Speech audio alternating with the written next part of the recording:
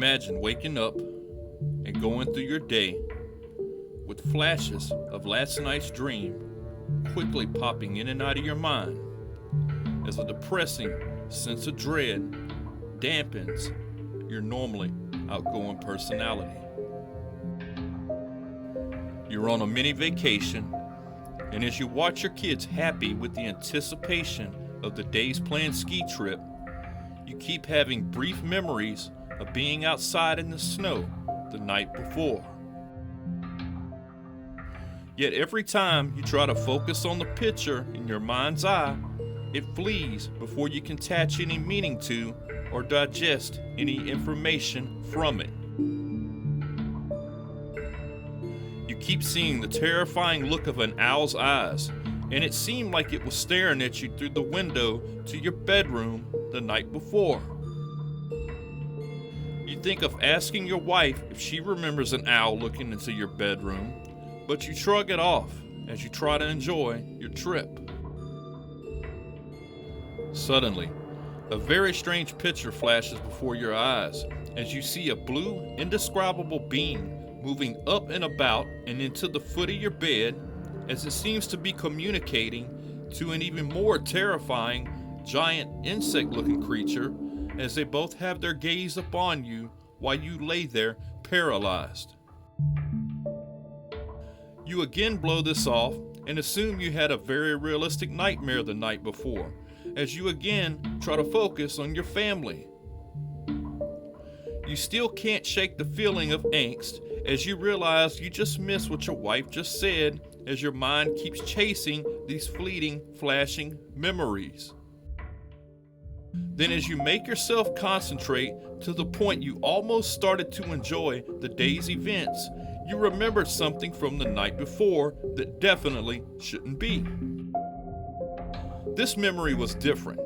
It had feelings with it, as the cold snow of the forest edge that you remember sitting in the night before gave you chills as you noticed others sitting there in the pitch black right along with you.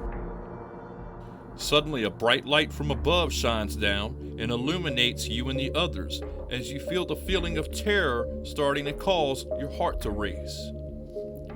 You finally tell your wife what's happening and ask her about the night before.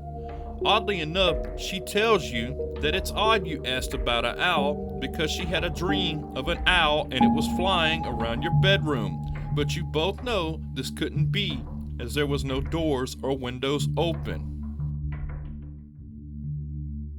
She laughs it off when you tell her about the rest of what you think is a dream that's been coming back to you like a memory, and there's no way others were sitting in the woods with you because you're staying in your cabin that's isolated for miles from the nearest home.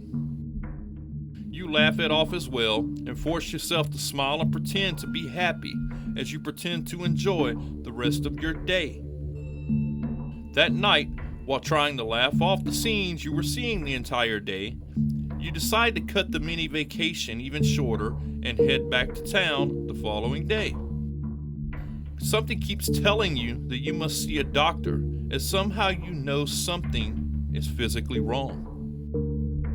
When back in town, as the doctor gives you a thorough examination, what he tells you makes you feel like just melting into the floor.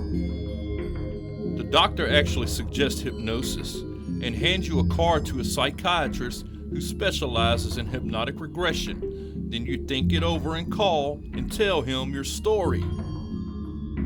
Adding to that, with the results you just got from your physician, he wastes no time and hurries you to the front of his waiting list. The next day, as you lay there waiting to undergo the procedure, you can't help but think it's a waste of time because everything you've heard about it is woo. Yet here, this very same doctor works for the NYPD and takes people who witness crimes and during regression helps them pull out details and memories that are vital clues that actually have led to many arrests. With that assurance in mind, the doctor begins the procedure, and you let the soul of your subconscious take control as the consciousness and ego take the back seat. What comes from your memories that was once blocked but now is flowing out unobstructed as your mouth details the scene and series of events, the doctor himself hearing it double checks to make sure the audio recorder is going, as he too shares the same terrifying feelings that you were having days earlier. Put yourself in the situation and just try to imagine this all happened to you, just like it did a wealthy author named Whitley Stieber. Whitley, who had never given the UFO or paranormal topic any thought before his encounter, eventually wrote a best-selling book on what happened to him titled Communion. Years later, after Whitley Stieber's harrowing night, a podiatrist, like many who look into the evidence of it, would also become a believer in the UFO topic. Dr. Roger Lier, who had done much research in the field of ufology, including taking a trip to Virginia and Brazil in the 90s to investigate a close encounter of the third kind there, was attending a UFO conference in Turkey in 2007 when he got word of a reoccurring nearby sighting along the beach. There, a local overnight security guard kept seeing a bright light above the horizon and in the night sky during his overnight shift and wondered what it could be. He decided to borrow a camera from a relative, and particularly one with magnification zoom, so he could get a better look at what this bright object was.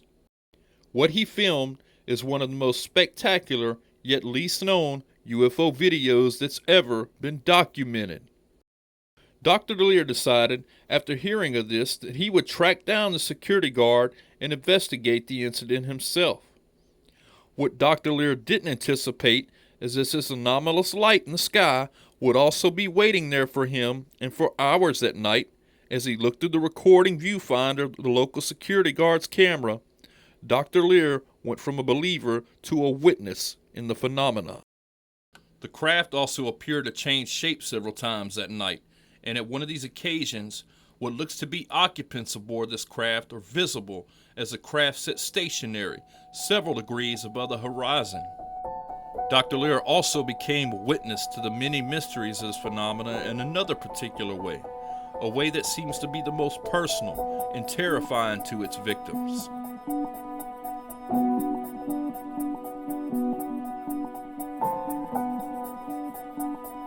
Dr. Lier had a patient come in and upon a chance x-ray noticed something inside the patient's leg that isn't part of the human anatomy. As Dr. Lier searched the man's leg for a scar to an entry point, not one blemish was located to explain the point of insertion.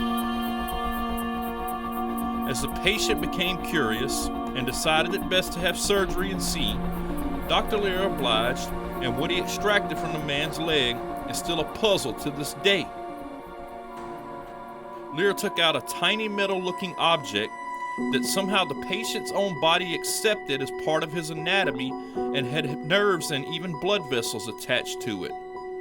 After extracting it, and with the help of fellow MUFON investigators, they discovered that the tiny object was actually emitting a slight radio frequency, and it seems to be the case with most who discover implants in their bodies. The patient remembers having an unexplained paranormal visit in the middle of the night in his childhood.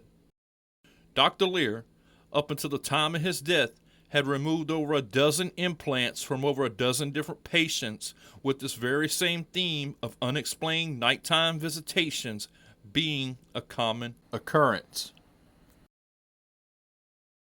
Whitley Stieber's regression revealed that he had went to sleep that harrowing night, and what he was remembering as an owl in his window was in fact the typical gray alien that's been witnessed by abductees. He remembered being out in the woods freezing as he and a few others were all sitting in the snow at the edge of the tree line. This in itself was a large enough anomaly, as the cabin he and his family were in was deep in the hills and miles from civilization. But it's who was there in the snow with him that became an even bigger mystery for Whitley, as he now demanded answers. Whitley had recognized one of the strangers from his encounter, and knowing this person's occupation, Whitley became very upset as he decided to reach out to him. The person he knew was actually a former acquaintance of his, and last Whitley knew, he was a friend who worked at the federal government, specifically the FBI. So Whitley, now assuming he was part of some covert government op, went looking for him, and what he tracked down left him even more shaken. As Whitley called around, he found out that his former friend of his, who he saw with him in the snow that night, had actually passed away the night before Whitley had had his harrowing experience. Whitley's regression revealed that a bright light had appeared above them in the tree line, and the next clear memory he had was laying on a table in a room with what looked like a giant insect standing over him as two small blue figures moved around rapidly around the room. He remembers breaking free from being paralyzed, and as I'm sure we would all do, he let out a scream in sheer terror at the sight of these beings. As he lay there maniacally screaming his lungs out, a computerized woman's voice started asking him, what could they do to make him stop screaming?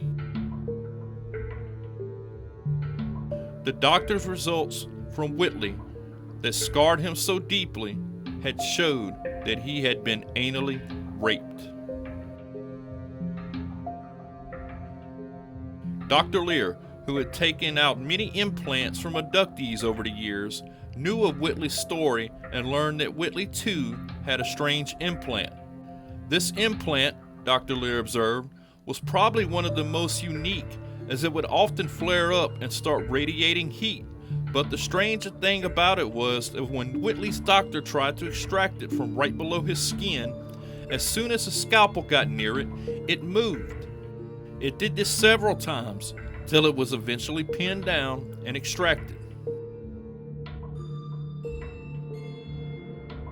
The UFO in Turkey that was observed over the sea on many occasions and was recorded multiple times by the security guard and eventually Dr. Lier himself, was eventually investigated by a UFO research organization stationed out of Brazil. Despite their thorough analysis, which did indeed identify beings moving around inside the object, the debunker's explanation has received more publicity than the actual videos themselves have. Now, a healthy skepticism is appreciated, as when it's thorough, it helps weed out the many usual explanations. There is a huge obvious flaw in the answer put forth by debunkers like Mick West, as they already have their minds made up and they often leads to rushed judgment. They have brushed off this incident as Fata Morgana, which is an atmospheric refraction on the horizon which makes objects appear to be floating. Yet what they rush to explain away as a cruise ship is more than 7 degrees above the horizon, which means this cruise ship mirage had to have been floating tens of thousands of feet up in the air. Whitley has done several interviews about his experience and even wrote the book Communion. It begs the question, besides there being physical evidence, why would a man who was already wealthy make up such an embarrassing story to begin with? Why would his doctor go along with it? Why would he involve and invite ridicule to his own family on this topic? He didn't need the money that came with the notoriety, and even with that, was that worth ruining his career over and having his name and family's reputation drawn through the mud? Despite this happening, Whitley continued to stay at his winter vacation cabin in the woods and continued having anomalous paranormal activities happen to him and his wife, and as being parents, they tried to hide it all from their children. That is, till the children started mentioning floating orbs that they were seeing themselves. While knowing this could invite further ridicule, Whitley even invited skeptical reporters to stay the night at his cabin, almost as if the entity wanted to pay for its previous actions by validating Whitley's assertions. 2 of the reporters had their own experience with whatever these strange beings are, as they experienced missing time that night and had disturbing flashes of memories the next day, all from their night in Whitley Stieber's cabin in the middle of the woods. My name is MJ. Thank you for listening.